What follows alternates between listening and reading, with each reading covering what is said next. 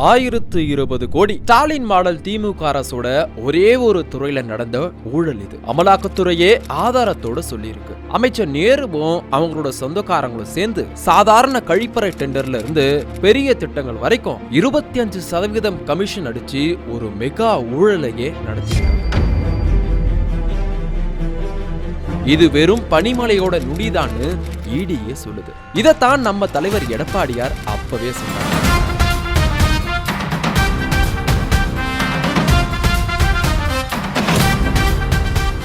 இது ஸ்டாலின் மாடல் இல்ல, commission, collection, corruption model. அது இன்னைக்கு நிஜமாகி யோசிச்சு பாருங்க. இந்த கொள்ளையடிச்ச பணம் மட்டும் இருந்தா மதுரை மற்றும் கோவைக்கு மெட்ரோ வந்திருக்கும், மாணவர்களுக்கு லேப்டாப் கிடைச்சிருக்கும், பொங்கலுக்கு ஒவ்வொரு வீட்டுக்கும் 5000 ரூபாய் போயிருக்கும். தைரியம் இருந்தா இந்த ஊழல் மேல ஒரு விசாரணைக்கு உத்தரவிடுங்க பாப்போம்னு நம்ம எடப்பாடியார் கேட்டிருக்காரு.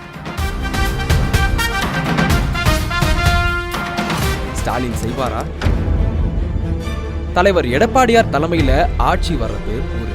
அப்போ திமுகவோட ஊழல் கரைவேட்டிகள் கம்பி எண்ண போறது